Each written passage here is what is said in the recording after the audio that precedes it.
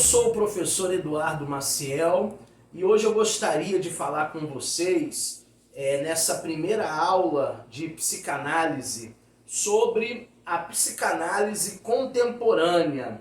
A psicanálise, ela comemorou um século de existência e nesses primeiros 100 anos ela vem acompanhada de muitas modificações que foram processadas em todas as áreas científicas, humanas e, em geral, a psicanálise ela vai sofrer algumas alterações, ela vem sofrendo, algumas alterações ou transformações. Alguns dizem que essas transformações elas foram profundas, comparada com os tempos pioneiros de Freud. Nós não exageramos em dizer que a psicanálise está quase irreconhecível. Isso se deve não só pelo crescimento do número de correntes psicanalíticas, cada uma delas com as suas concepções, algumas sendo até contestadas, outras inovadoras, algumas amplificadoras.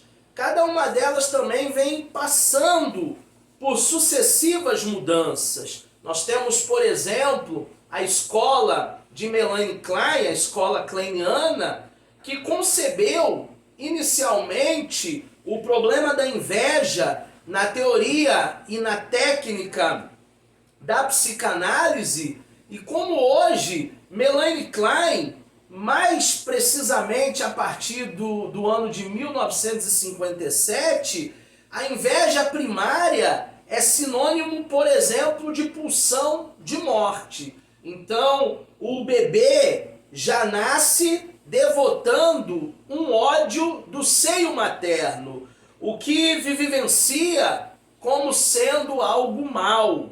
Essa postulação metapsicológica, seguindo de alguns princípios e de todas as mudanças teóricas, é seguida então por mudanças técnicas e vice-versa. E aí então existem neste momento um número maior e uma maior abertura para se trabalhar com inúmeros aspectos da personalidade do analisando, principalmente a partir das inovações ou inovadoras concepções de Bion, a tal ponto que aquela referida atitude anterior na forma de encarar e interpretar o analisando, hoje não passa de uma caricatura. Essas transformações na psicanálise é evidente, elas começam a se processar tanto na metapsicologia como também na teoria, na técnica, na prática até mesmo da clínica, e até mesmo porque esses 4 aspectos estão intimamente ligados entre si, influenciando uns aos outros. As mudanças na prática da clínica, é óbvio que são um pouco mais lentas, um pouco mais tímidas, talvez pelo que aparecem essas manifestações públicas dos analistas e talvez pelos fatos do princípio técnico são transmitidos de geração a geração de psicanalistas. E na maioria das vezes nós temos uma influência pela presença vigilante de um superego psicanalítico, representado pelas instituições responsáveis, que por sua vez, necessariamente, também estão presas ao peso de uma tradição secular. E aí nós temos, dessa forma, basicamente aí, a psicanálise podendo ser dividida em 3 períodos: a psicanálise ortodoxa, a psicanálise clássica e a psicanálise contemporânea, e é isso que nós veremos na próxima aula. Até lá, bons estudos! E agora nós vamos falar sobre os 3 períodos em que nós podemos aí dividir a psicanálise. O primeiro período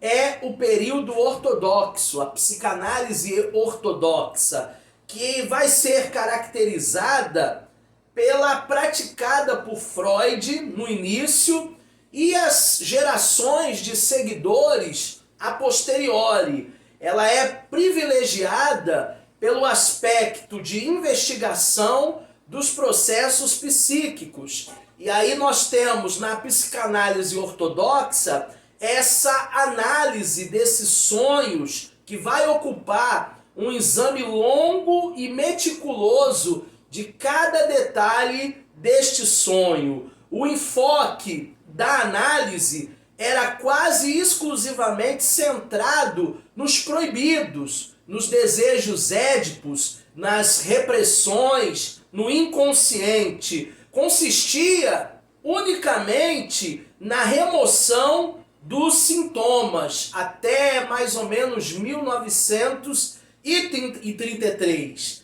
As análises, elas tinham uma duração mais curta, enquanto as regras técnicas eram muito mais rígidas. E aí então, uma análise nesse período ortodoxo era praticada, por exemplo, em 6 sessões semanais, o que hoje é praticamente impossível, né? Hoje nós temos uma sessão semanal, talvez até uma sessão quinzenal. O grande mérito do analista nesse período ortodoxo consistia na capacidade dele decodificar as manifestações simbólicas.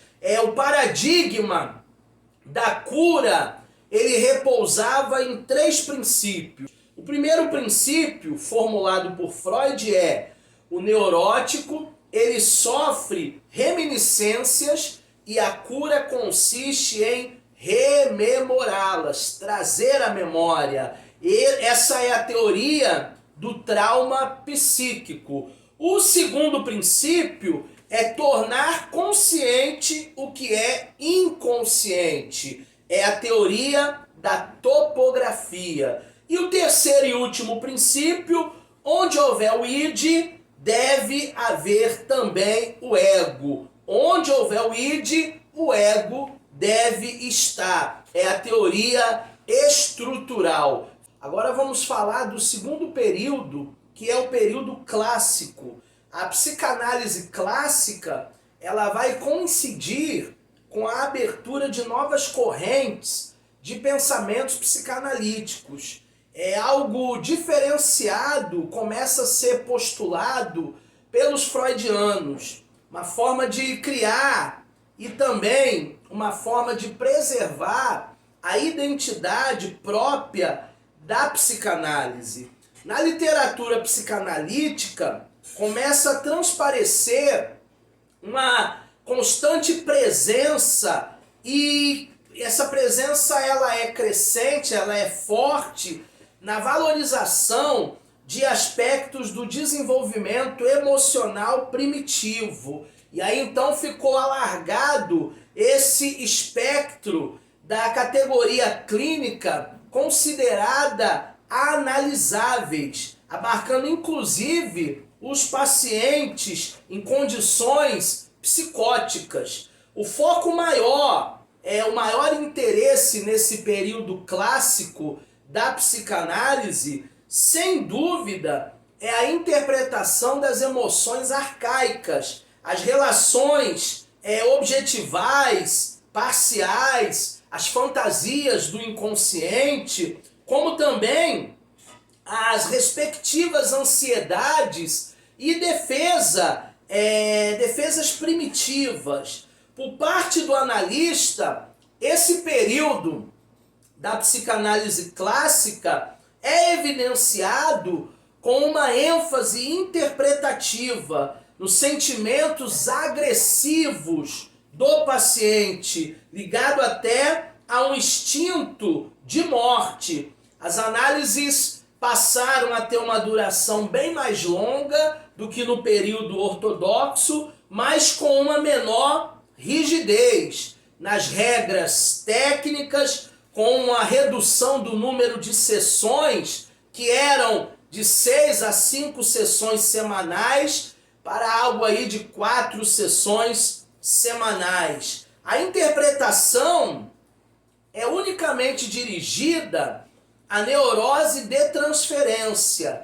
A contratransferência passou a ganhar um merecido espaço de valorização nesse período que nós chamamos de psicanálise clássica. E o terceiro período é propriamente o nosso módulo, é a psicanálise contemporânea. A psicanálise contemporânea, ela vai priorizar os vínculos emocionais, os vínculos relacionais de amor, de ódio, de conhecimento, e ela vai permear duplamente essa analítica. Ela guarda alguma semelhança, eu não quero dizer que são igualdades, mas ela é semelhante com o período, né, arcaico da psicanálise, aquele que se caracteriza a primitiva relação da mãe com o seu bebê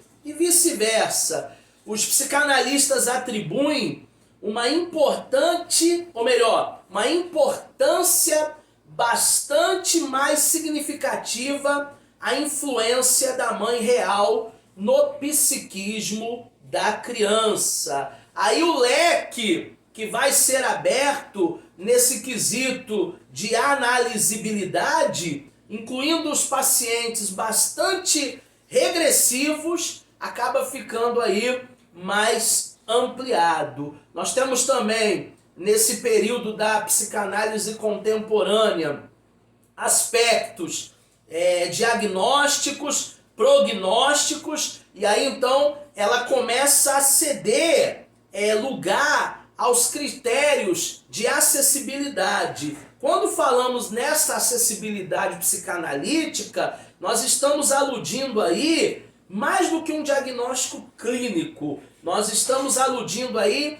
às motivações, a capacidade do paciente se permitir ou não a esse acesso no inconsciente. Então começa a haver neste tempo, nesse período de psicanálise contemporânea, começa a ter um menor rigor nas limitações ou nos limites entre a psicanálise e a psicoterapia, por exemplo, psicanalítica. E aí então começa a se analisar, esse analista, né, ele começa a adquirir um tom mais coloquial.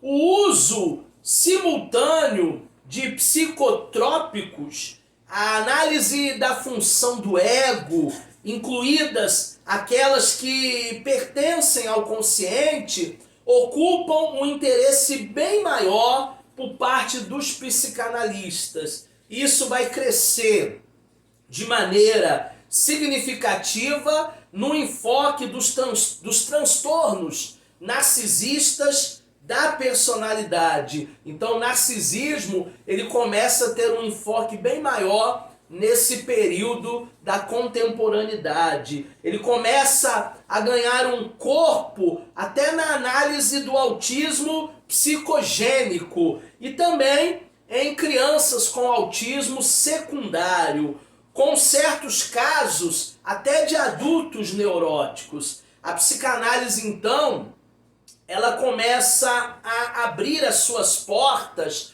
e ela começa a se relacionar com outras ciências, como, por exemplo, a linguística, a teoria sistêmica, a neurociência, a psicofarmacologia, a etologia e tantas outras ciências que a psicanálise contemporânea começa a dialogar. Em relação aos critérios na formação desse psicanalista contemporâneo, o pêndulo inclina-se nitidamente para uma formação pluralista. Então agora esse novo psicanalista, o psicanalista contemporâneo, ele começa a estudar diversas escolas, diversas correntes da psicanálise. E a partir daí, ele não terá propriamente apenas uma escola, mas ele vai poder optar dentre várias escolas e também ele vai poder,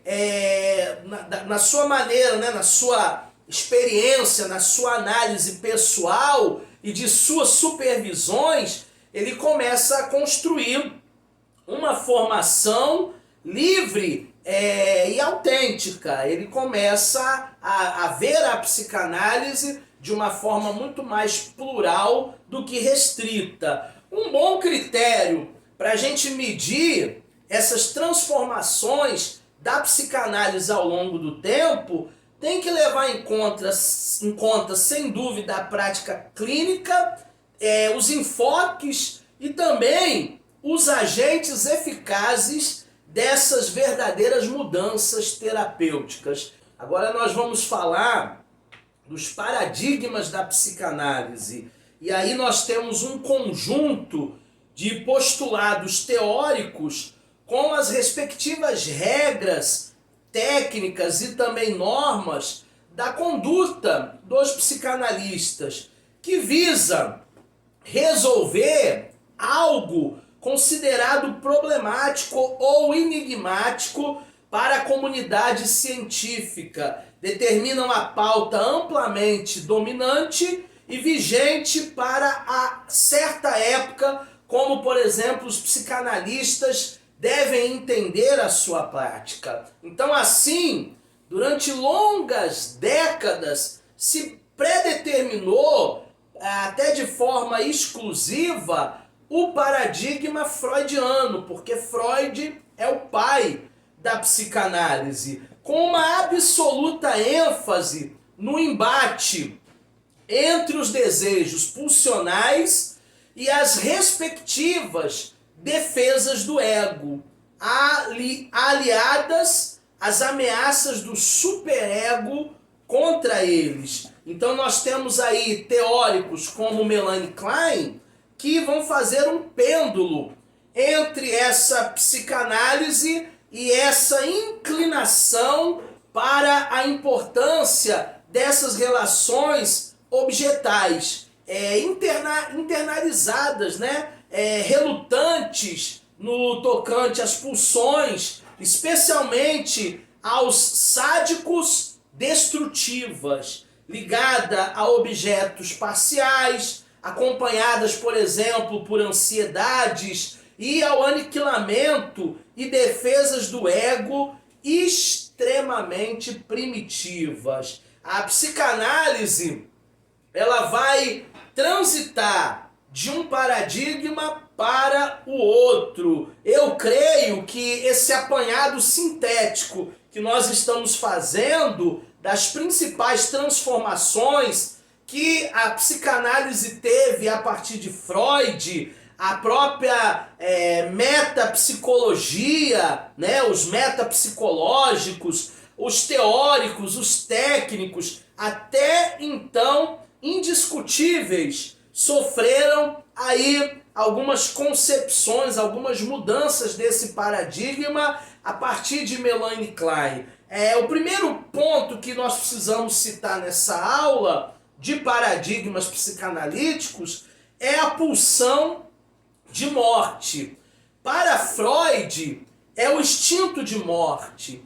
Pela primeira vez ele fala sobre isso em 1920, além do princípio do prazer, no seu escrito, no seu livro. Melanie Klein, ela vai conservar esse mesmo termo, talvez para ser aceita ou politicamente correta dentro da comunidade psicanalítica da época, que era maciçamente freudiana, mas também para fundamentar a teoria sobre o desenvolvimento primitivo do psiquismo. Porém, a Melanie Klein, ela empregou uma concepção distinta de Freud. E aí então nós temos em Freud o instinto de morte aludia uma noção metapsicológica de uma compulsão, a repetição de uma energia psíquica que tende ao inanimato, isto é, à morte, mas para Melanie Klein, esse instinto é uma inveja primária, e isso vai aludir esses impulsos sárdicos destrutivos. Então é muito importante esse primeiro ponto sobre a pulsão. Segundo ponto é sobre os tipos de angústia. Freud, ele vai enfatizar a importância soberana da angústia de castração ligada ao conflito de Édipo, né? O conflito édipico. Agora, Klein, ela vai partir da noção de que a parte do instinto de morte que age dentro de um psiquismo precoce do bebê provoca uma terrível sensação de morte eminente, a qual ela denomina como uma angústia de aniquilamento. Então a gente vê a diferença do pensamento de Melanie Klein para o pensamento de Freud. O terceiro ponto é sobre os mecanismos de defesa. O Freud, ele valorizou, sobretudo, o mecanismo defensível da repressão. A defesa mais evidente nos pacientes com histeria, que ele tratava, além de outras presentes nos quadros de pacientes, por exemplo, paranoicos, com a projeção na psicopatologia das fobias, das neuroses obsessivas, como também o deslocamento da anulação e o isolamento da formação reativa. Já para Melanie Klein, nós temos aí as defesas primitivas de um psiquismo do bebê, que necessita, para fazer a frente aludida da angústia do aniquilamento, como são, por exemplo, a negação onipotente, a desassociação, a projeção identificada como projetiva, a introjeção, a identificação introjetiva e a idealização e denegriamento. Então nós temos essa visão dentro do pensamento kleiniano. E por último, esse ponto de número 4, nós temos a formação do ego, que para Freud vai postular que o ego ele é formado a partir do id, quando confrontado com o princípio de realidade, visão freudiana. Já na visão de Melanie Klein, nós temos aí essa coerente ideia de que o psiquismo do recém-nato lança mão de defesas primitivas contra a angústia do aniquilamento, e aí ela vai descrever sobre um ego inato, um ego rudimentar. Então ela acaba entendendo que isso é processado como um mecanismo de defesa do psiquismo, ou seja, é o ego. Então nós temos duas visões, apesar de semelhantes, mas para os kleinianos há um trabalho diferente da visão freudiana. Agora nós vamos continuar, e o item de número 5 é fases e posições. Para Freud, ele vai descrever as fases, ou etapas, ou estágios, ou períodos desse desenvolvimento libidinal, e os quais seguem o desenvolvimento biológico. Ele vai falar muito da fase oral, a fase anal, a fase fálica. E aí então nós temos, numa visão kleiniana, ela preferiu, ao invés de etapas, nos dar uma noção de posições, que vai aludir mais diretamente uma constelação de pulsões, de angústias, de defesas, de afetos, que vão adquirir configurações específicas e que se mantém presente ao longo da vida. Então, para Melanie Klein, são posições. Para Freud, são fases ou etapas. O item de número 6 é o superego. Freud ele postulou o superego dizendo que o superego é o herdeiro direto do complexo de Édipo. Já Melanie Klein, ela baseada na observação das análises com crianças de tenra idade, ela entendia que o superego e os seus precursores é de uma formação muitíssimo mais precoce, tem uma natureza mais cruel e tirânica e está intimamente ligada à pulsão e à morte. O item de número 7, nesse assunto que nós estamos tratando dos paradigmas da psicanálise, é o próprio complexo de Édipo, que vai situar o próprio Freud na sua formação. Ele vai entender esse complexo de Édipo voltando-se aos 3, 4 anos de idade da criança, para ser bem coerente com essa noção aí da precocidade do superego. Já para os kleinianos, eles recuam um pouco dessa posição no início da sua formação e daquilo que veio denominar o complexo de Édipo precoce. Então, assim, Melanie Klein vai inverter a equação do Freud, né? Afirmando que o complexo de Édipo se forma no rastro do superego. Então há uma inversão em sua visão.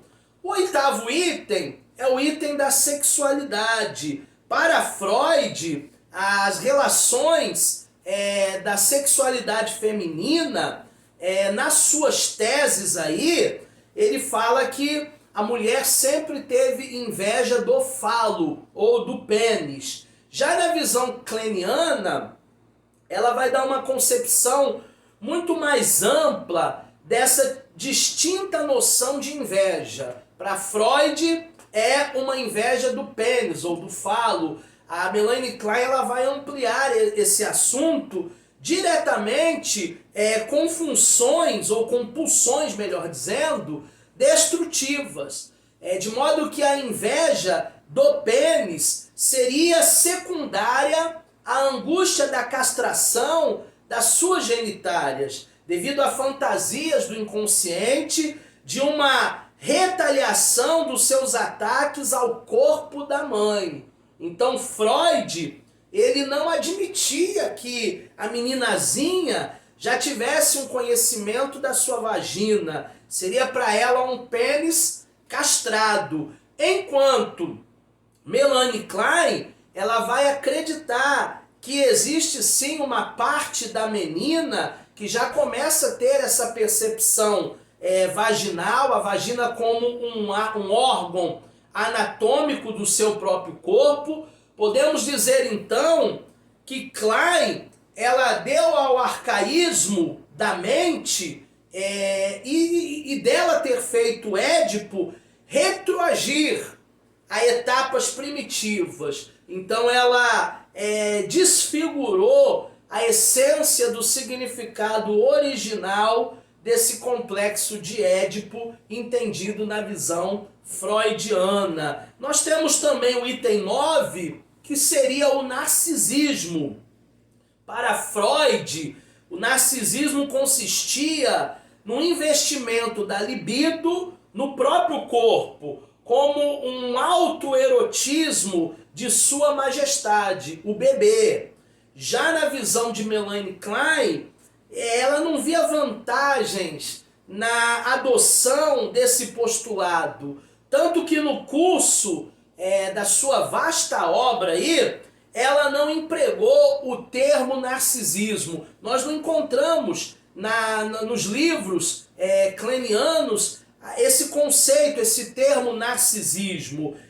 Mais do que 2 ou 3 vezes ela cita esse termo, apenas para definir uma crença no narcisismo, mas que não era mais do que uma busca pelo objeto idealizado presente na criança. Então essa posição de Melanie Klein vai acabando empobrecendo muito da sua teoria e da sua técnica. Para a gente finalizar essa aula, nós temos também o item de número 10, que é a repercussão na técnica. A posição do analista seguidor de Freud basicamente está centrada na interpretação dos desejos édipicos, como nas respectivas ansiedades e defesa contra a consequente angústia dessa castração. A partir de Melanie Klein, houve uma profunda ruptura desse paradigma técnico, no sentido de que os analistas kleinianos eles passaram a interpretar as fantasias do inconsciente de maneira mais direta, ligadas à agressão, ligadas à inveja. Então é por tudo isso que tais analistas acabam adotando uma postura interpretativa bastante mais ativa e precoce. Klein promoveu essas mudanças dentro de um paradigma freudiano, e também Bion, que efetivou profundas transformações na teoria kleiniana e, consequentemente, na prática clínica. Portanto, a teoria e a técnica são indissociáveis. Nesse paradigma kleiniano, apresentou-se muitos avanços para a psicanálise, porque abriu aí portas para o tratamento psicanalítico dos pacientes psicóticos e de outros que apresentavam um alto grau de repressão, além de haver possibilitado um notável aprofundamento no entendimento e no desenvolvimento da emoção primitiva do bebê. Acredito que você já tenha baixado o nosso material didático. Se ainda não baixou, baixe lá no nosso portal e acompanhe as nossas aulas. Hoje nós vamos falar sobre a função continente. O que seria essa função continente? A psicanálise contemporânea ou psicanálise vincular está fundamentalmente baseada no modelo de relação entre o continente e o conteúdo, tal como foi concebida por Bion, que partiu da noção de que para o todo, que é o conteúdo, composto por uma massa de necessidades como angústia, objetos ameaçadores e etc., que necessita ser projetado, deve haver um continente. E, na verdade, esse continente é o receptor. Então, dessa forma, a função do continente da mãe, ela é indispensável para acolher, para conter, para processar as identificações projetivas do seu filho, o desenvolvimento emocional do bebê ou até mesmo o desenvolvimento dessa criança que está em formação. Não custa ressaltar que a noção de continente ela não deve ser confundida com um mero recipiente que vai aludir uma situação meramente passiva, cuja esta função não vai além de um depósito de dejetos. É interessante você entender o conceito continente significa um processo ativo pelo qual a mãe ou até mesmo o analista vão acolher essas identificações projetistas, vão colocar dentro dele e vão tentar decodificar, transformar, dar sentido, dar um significado, dar um nome, e só então as desenvolve para o seu filho, né, no caso da mãe, ou para o paciente, no caso do analista. E aí ela precisa ser devidamente desintoxicada em doses suaves e parceladas, o que a gente brinca, né, em doses homeopáticas. Nós estamos tão acostumados com o emprego da noção do continente que nem sempre nós damos conta de que ela partiu originalmente de Bion. E esse conceito veio mudar fundamentalmente a tomada de consciência e a posição dos analistas em relação ao seu papel, ao vínculo analítico, que é muito mais, particularmente, dos pacientes ali repressivos. Então isso é fundamental dentro dessa psicanálise vincular. Um outro aspecto relativo à função de continente consiste no fato de que ele não diz respeito unicamente à capacidade em que o sujeito contém essas projeções de um outro, geralmente ele supõe, mas também designa a capacidade a ser desenvolvida na análise como uma das metas mais importantes do indivíduo conter as suas próprias angústias, as suas próprias experiências emocionais, de modo a não ter a necessidade de atuar, de somatizar ou até mesmo de repetir indevidamente. Vamos comentar um pouquinho sobre a parte psicótica da personalidade.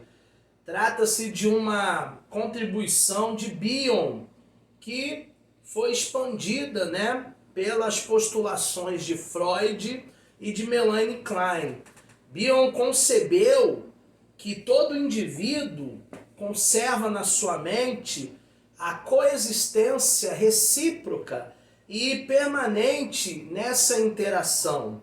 Então, entre o que Bion denomina sobre a parte psicótica da personalidade, e aí você tome o cuidado para não confundir com a psicose clínica, porque é outra coisa, uma outra parte é a não psicótica, ou seja, a neurótica da personalidade humana. Esse conceito ele vai adquirir um significado importante na prática analítica contemporânea, porque o terapeuta ele fica muito mais receptivo às manifestações regressivas do paciente. E aí o paciente ele pode muitas vezes ter um comportamento agressivo, ele pode ter um comportamento confuso, ele pode ter um comportamento masoquista, ele pode ter um comportamento perverso, ele pode ser depressivo, ele pode ser maníaco, ele pode ter algumas tendências aí psicossomáticas. Então, esse entendimento ele costuma provocar reações de contratransferências que são muito difíceis na clínica. E aí, isso pode ser adquirido através de um caráter patogênico, como podem também reverter esse estado de empatia do analista para com o seu paciente. Se eles forem considerados ali bem-sucedidos nas análises, o seu surgimento vai indicar que o paciente está propiciando um acesso a essa parte psicótica, a qual em algum grau é inerente ao ser humano e que por isso mesmo deve ser analisada. Então, se a análise for bem-vinda, é porque o paciente está se abrindo para o tratamento.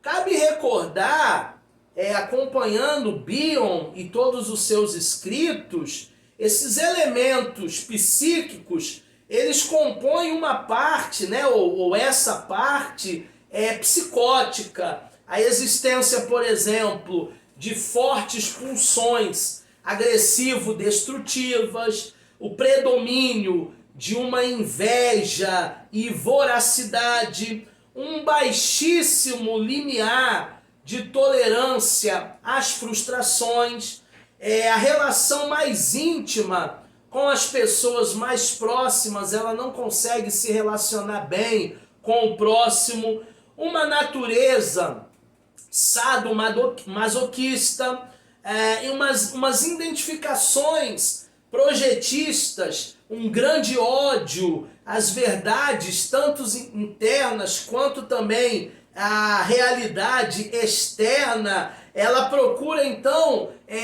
viver no mundo das ilusões, ela prefere viver no mundo das ilusões. E como resultado desse ódio à verdade ou às verdades, existe um ataque contra esses vínculos de percepções de um juízo crítico. E aí nós temos um grande prejuízo na capacidade do pensamento verbal, na formação de símbolos, no conhecimento do uso da linguagem e na forma de comunicação. Existem pessoas que a comunicação dela é baixíssima, existem muitos ruídos na comunicação, você não entende direito a mensagem que ele quer te passar.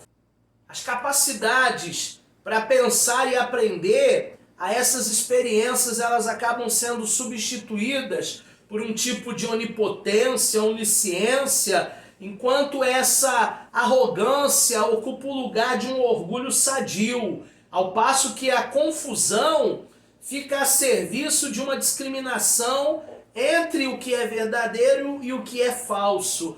E é nessa parte psicótica que é diferenciado esse conceito confessional.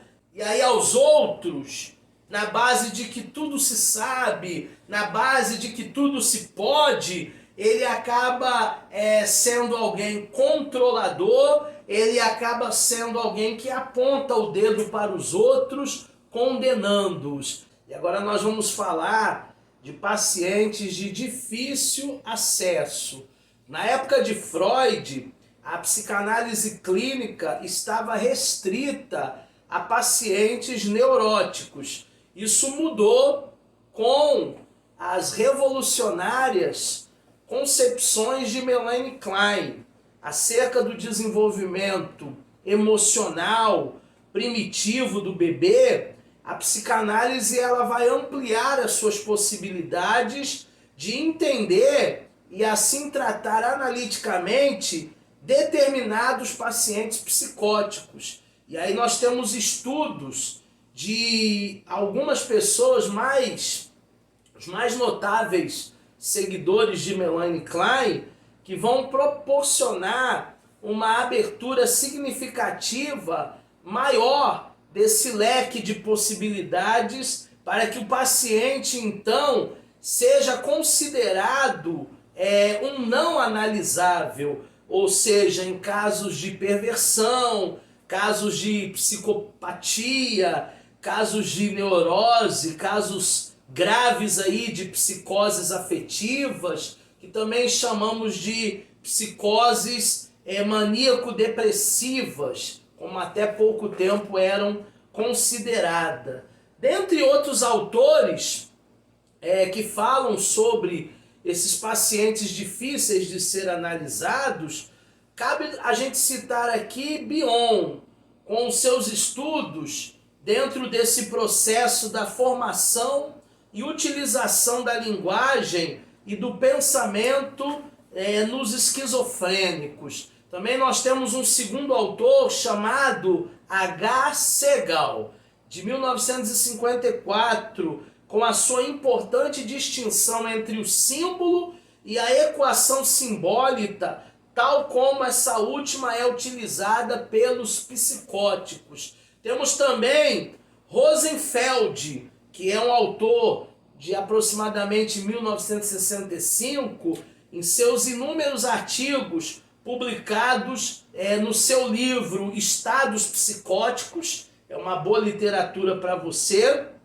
e outros importantes trabalhos, como narcisismo, que nos dá uma noção muito particular dessa gangue, né, narcisista de 1971. Nós temos também um outro autor chamado Meltzer, de 1975, que por meio dos seus estudos sobre perversão e também ele nos dá uma descrição de um estado de desmantelamento. É um autor que trabalha aí com essas características correspondentes a uma espécie de seres humanos de desmantelamento. Muito interessante os estudos dele. Nós temos também, mais recentemente, no final do século XX, Steiner, 1981,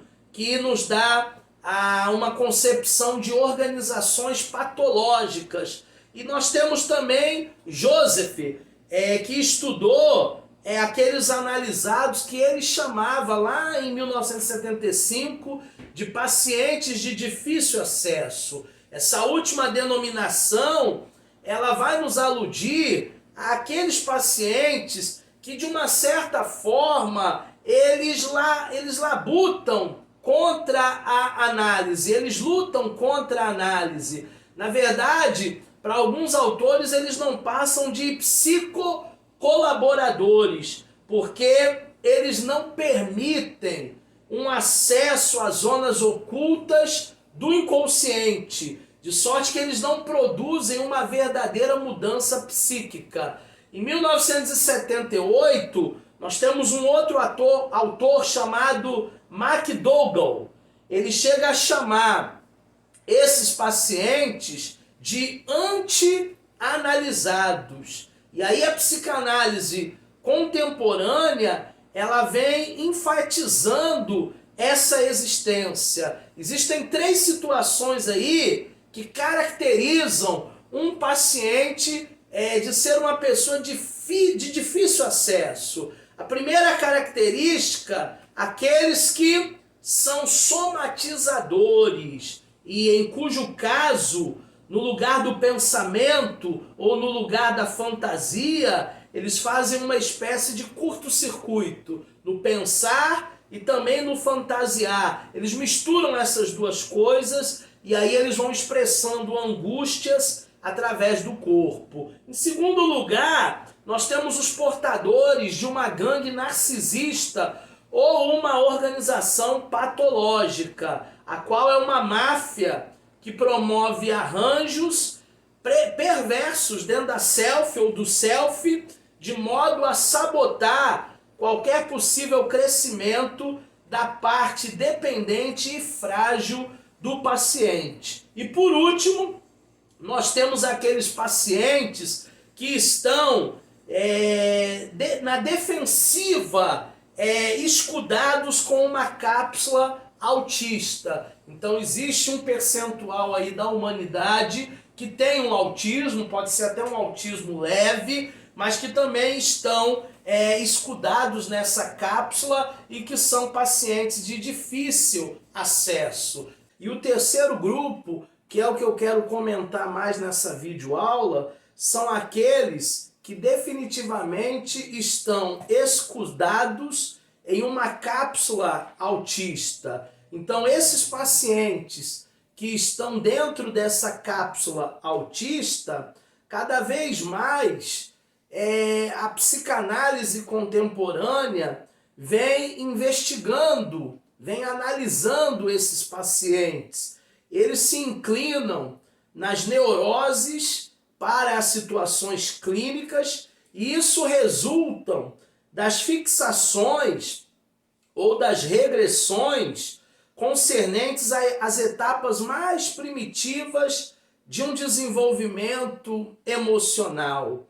E isso vem preocupando os analistas, os pesquisadores do século XXI, porque esses transtornos autísticos em certas crianças, não aqueles que são de natureza genético-neurológica, mas sim aqueles quadros de autismo que são psicogênicos ou o autismo secundário, como é falado popularmente, os quais essas crianças, elas estão desligadas completamente do mundo exterior e elas transmitem uma impressão de que elas não olham para as pessoas, mas elas olham através das pessoas. E é a esse respeito que a psicanálise contemporânea, principalmente a partir de 1986, com Tustin,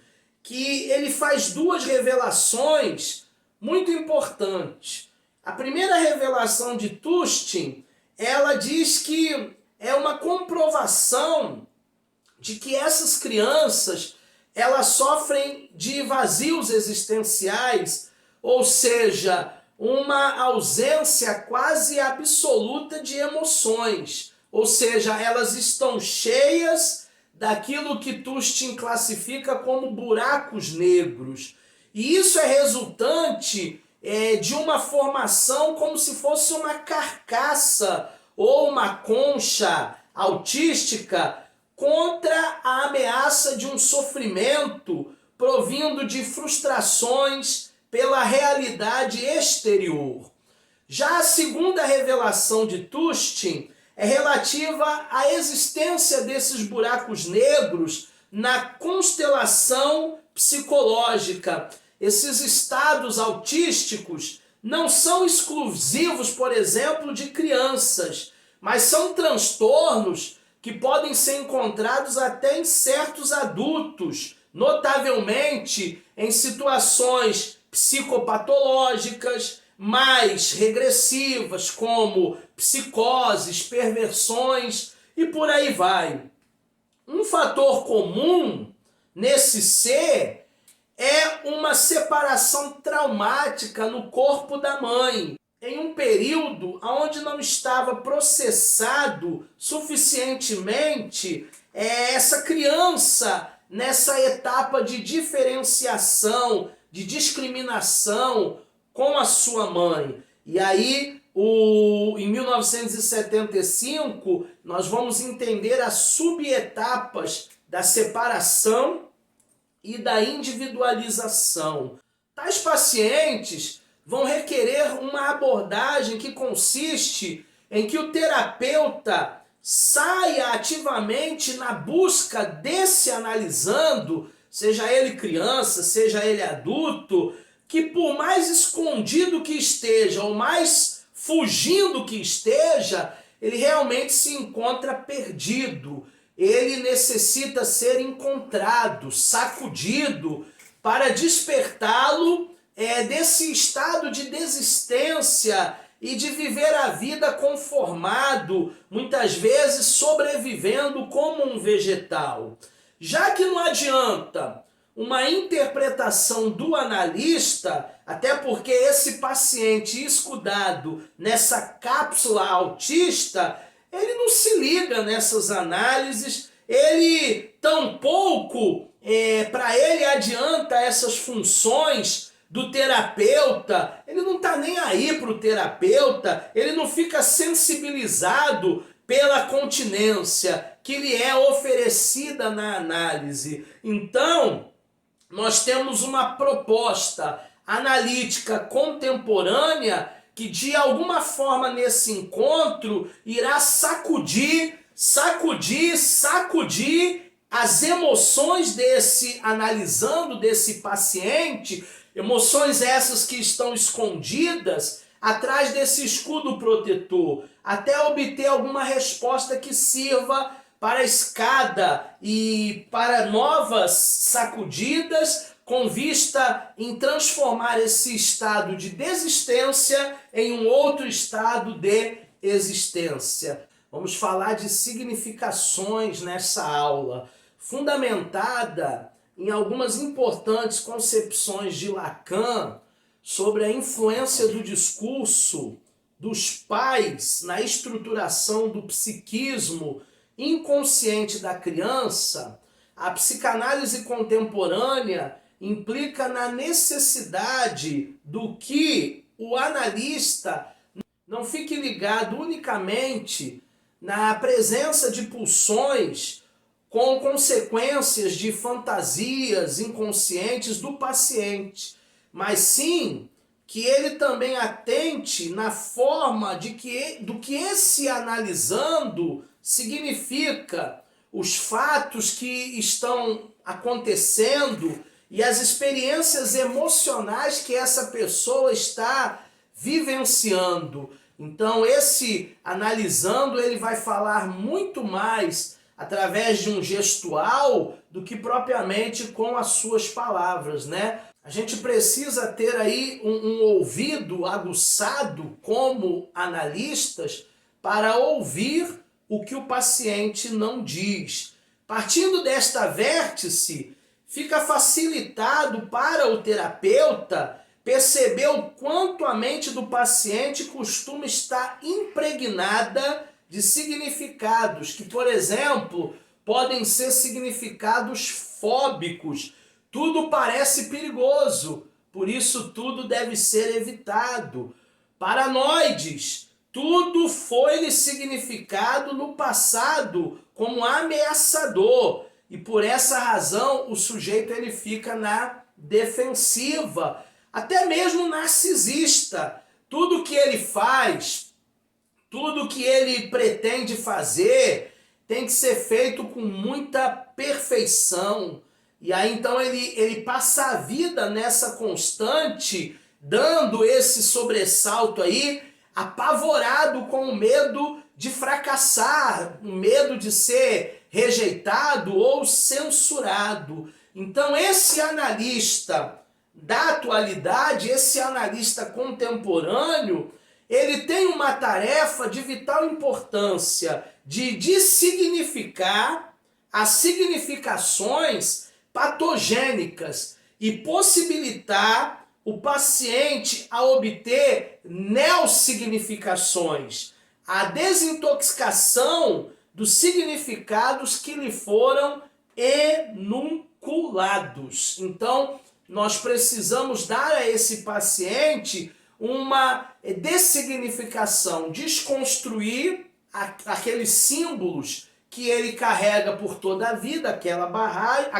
bagagem, e dar a ele uma nova significação que nós chamamos de neo-significação, esse desintoxicar, né? O paciente ele precisa se desintoxicar desses significados antigos. Nós vamos conversar sobre as funções do ego. Cada vez mais, os psicanalistas contemporâneos têm valorizado a forma de pensar dos pacientes, as funções mais nobres do seu ego, ou seja, como é que esse paciente percebe os outros, como é que esse paciente pensa, o que ele conhece, como ele discrimina, quais são os seus juízos, as suas críticas, como ele se comunica, como ele age. A partir de Bion, a psicanálise moderna ela vem, sobremodo, valorizando dois aspectos essenciais. O primeiro consiste em uma necessidade de que o analista auxilie esse paciente a desenvolver a capacidade de pensar e as suas experiências emocionais. O segundo aspecto tem a ver com a forma com que esse paciente deseja ou evita tomar conhecimento das verdades. Em relação ao pensar, pode parecer até óbvio enfatizar esse aspecto, já que, como muitos dizem, quem é que não pensa? Pensar, todo mundo pensa, mas não é bem assim. Nós precisamos sistematizar, de alguma forma, as falhas no pensamento do ser humano.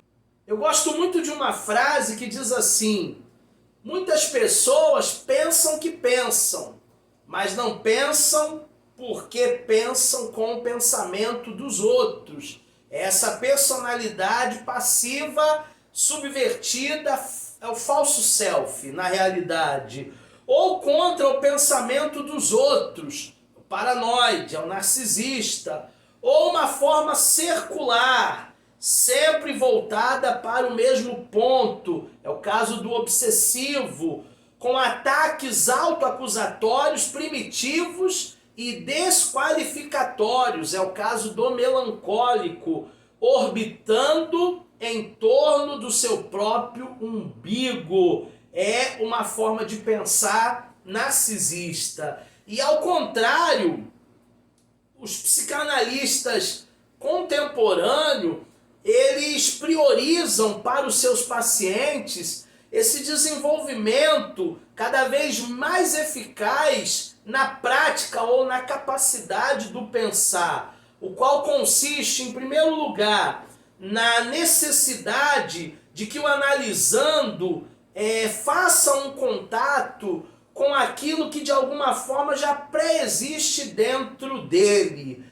Nós chamamos isso de conhecimento não pensado. Em segundo lugar, possuir um estado mental, uma posição ali depressiva, ou seja, que ele tenha condições de aceitar as percas e aceitar o seu quinhão de responsabilidades e culpas. Existe uma tendência no ser humano de se esquivar das suas culpas, né? Como a síndrome adâmica, a mulher que tu me destes. Então, é de grande valia possuir esse estado mental. Em terceiro lugar, ter a condição de perceber o quanto o seu pensamento ele tem características mágico-onipotentes ou do quanto ele é sincrético. Ele toma a parte pelo todo, a parte, o específico, como se fosse o geral. Em quarto lugar, enfrentar as experiências difíceis sem fugir delas, pelas inúmeras formas evasivas e evitativas. Existem pessoas que acabam evitando. Em quinto lugar, estabelecer conexões com relações, confronto entre os fatos. Por exemplo, os insights parciais, presentes em passados dos sentimentos com outros sentimentos, com outras ideias do presente. E por último, em sexto lugar, essa psicanálise contemporânea, ela abunda nesses transtornos narcisistas. Esses analistas, eles acabam privilegiando o aspecto de que o paciente pode pensar acerca da distância que vai entre o seu ego ideal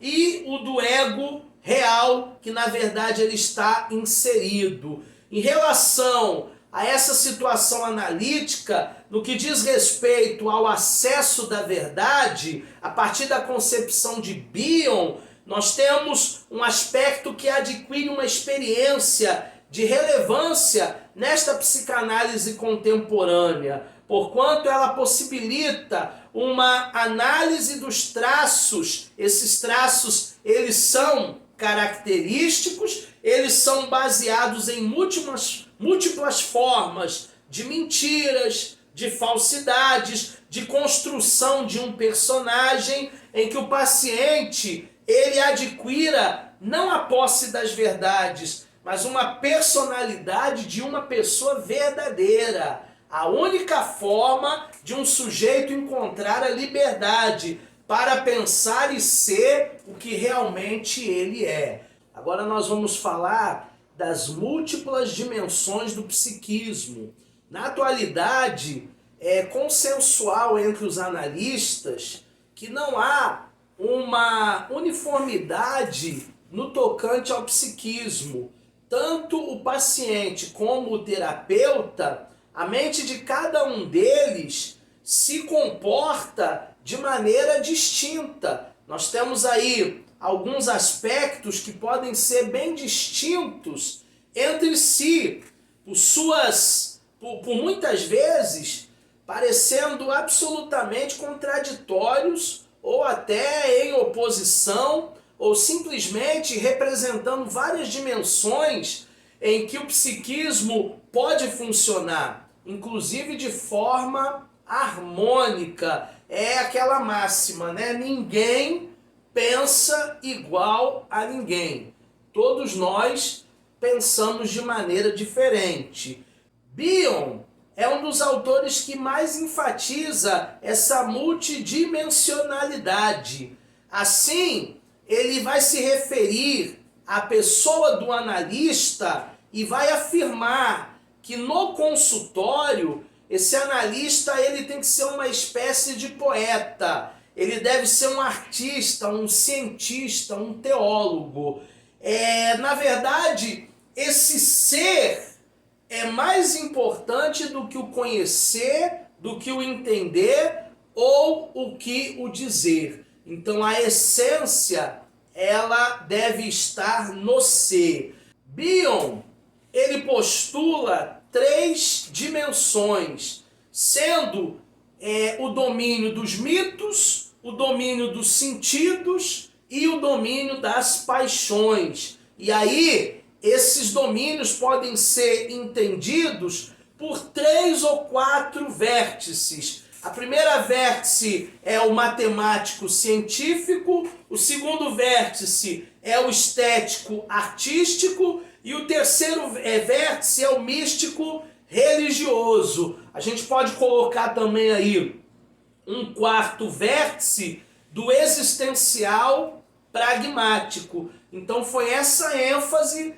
que Bion deu à importância das experiências emocionais sofridas na prática analítica. Mais especificamente, em relação à pessoa do paciente, Bion ele utiliza uma metáfora para a concepção de múltiplas dimensões desse psiquismo humano, e ele compara a mente humana como se fosse um mapa mundi. O psiquismo, ele também sofre transformações com o decorrer do tempo. Existem pontos cardeais, psíquicos, que apontam para uma direção ou para outra. Existem zonas dentro desse psiquismo que podem ser zonas pacíficas, podem ser zonas turbulentas. Existem superfícies amenas, existem montanhas íngremes, climas diferentes, zonas glaciais e por aí vai na sua metáfora da psique humana. Por essa razão, Bion insiste na necessidade de que o analista consiga sintonizar com a dimensão psíquica, o paciente se relacionando num determinado momento desta análise. Então ele vai tratar aí essa parte psicótica ou talvez neurótica, ele vai tratar dessa criança ou será desse adulto, ele vai ver o que esse paciente vai na sua análise colaborar ou que ele vai boicotar e por aí vai. Aí nós temos um autor chamado Meltzer, de 1975, que ele vai tratar o problema da adversidade e ele vai descrever dentro dessa adversidade 4 tipos de espaço mental que ele denomina como dimensões da mente, sendo que cada um desses respectivos espaços vão guardar um desenvolvimento próprio, características próprias, específicas de cada psique. O primeiro espaço é o espaço unidimensional, é aquele no qual o tempo e o espaço se fundem numa dimensão linear, não se distinguem entre si e não permitem a formação de memória e muito menos de pensamento. Esse tipo de espaço primitivo é característico dos autistas. Depois ele vai trabalhar um segundo espaço, que é o espaço mental tridimensional. É aquele que predomina as identificações projetistas, que possibilita a fantasia do sujeito de entrar e sair neste objeto, assim de maneira definitiva ou num tempo oscilatório, nós temos um esboço de espaço próprio. Essas identificações adesivas, projetistas, introjetistas, quando usadas em excesso, impedem a emancipação do objeto e determinam os quadros de psicomaturidade. Então existem pessoas aí que têm 50 anos de idade, mas a cabeça de 12. Isso é psicomaturidade. E nós temos também um espaço tetradimensional. É aquele no qual, saindo do narcisismo, passando satisfatoriamente pela posição depressiva, o sujeito adquire uma discriminação de espaço e de tempo e ele reconhece a existência e a autonomia do outro, de modo que a mente encontra um espaço que lhe permite perceber, que lhe permite conhecer, que lhe permite pensar.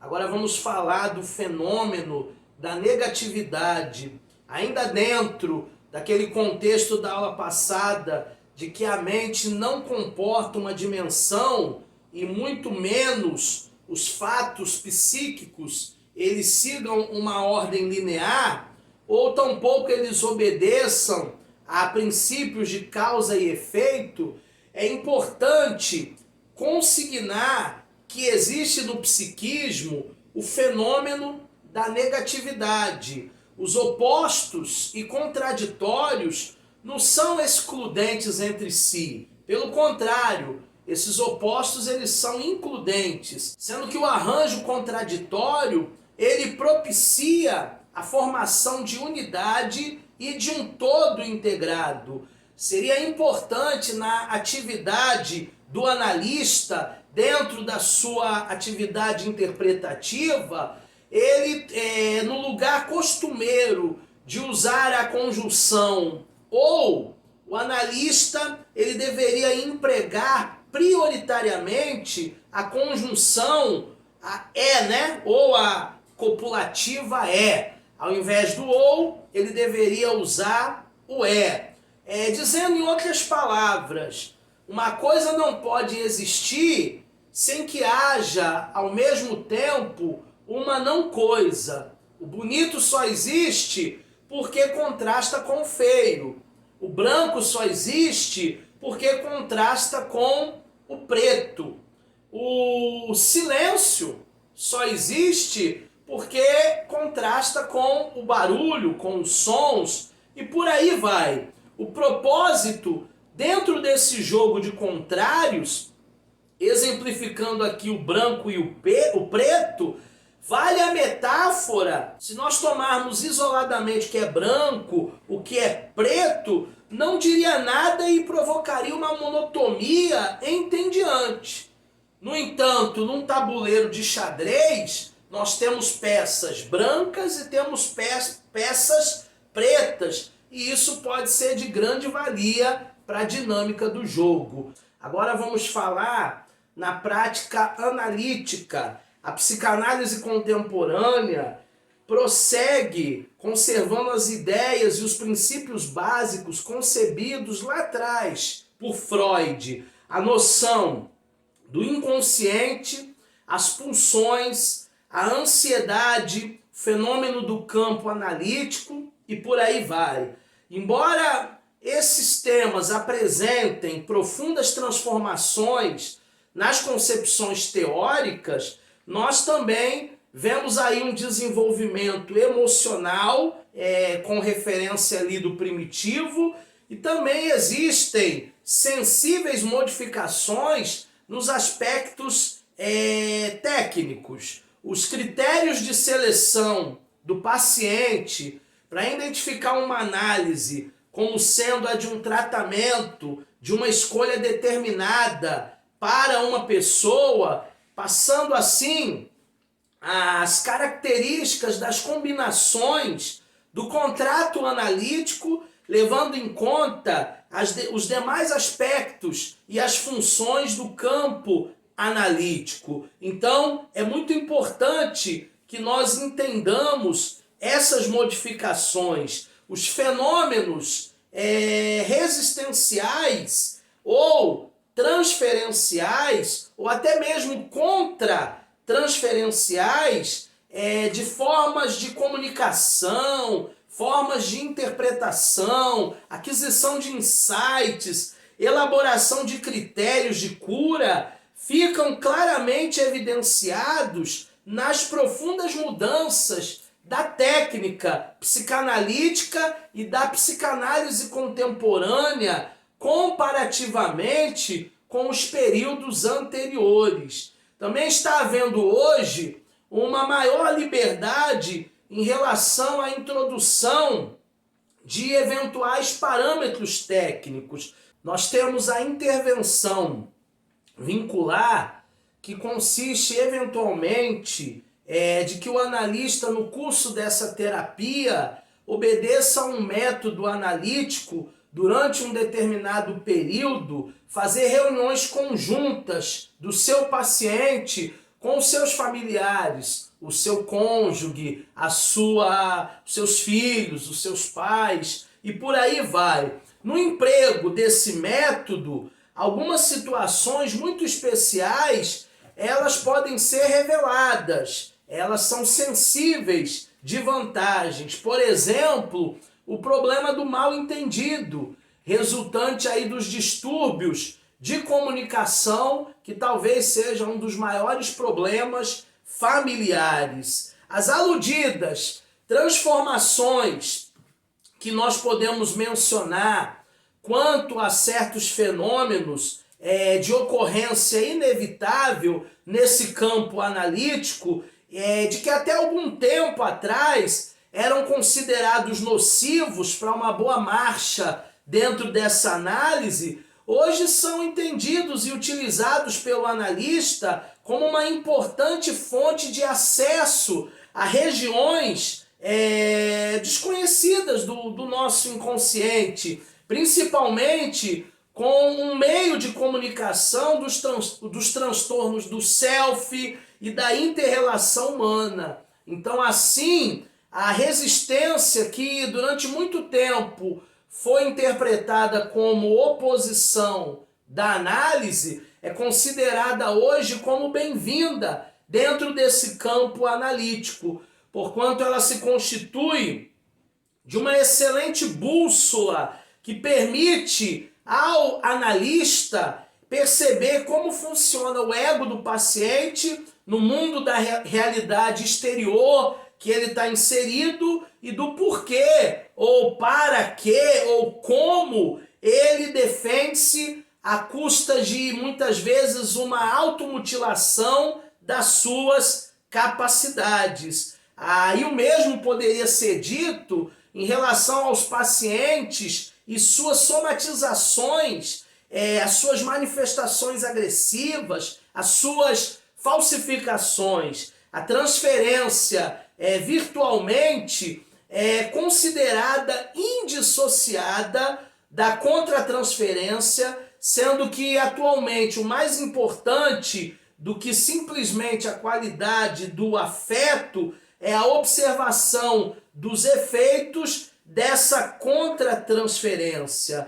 Falando de interpretações, o analista da atualidade, ele não vai acertar tudo, né? Mas ele vai lutar por essa eficácia que implica, né, em tudo o que essas interpretações levam como destino e fazem com que possamos entender a mente desse paciente.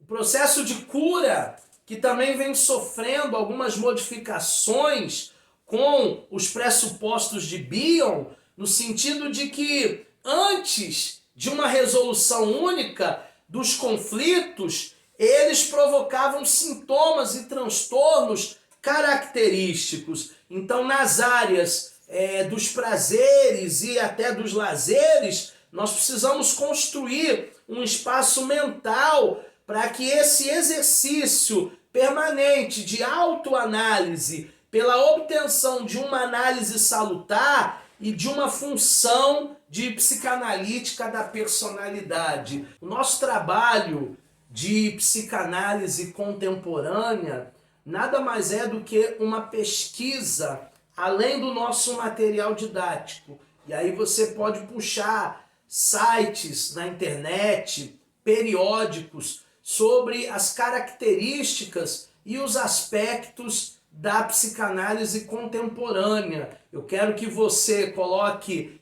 basicamente esse pensamento contemporâneo psicanalista e também os seus teóricos. Envia para mim por e-mail, o nosso e-mail está aqui no rodapé, e aí você terá a sua nota, né? Sua média nesse trabalho de psicanálise contemporânea. Até lá!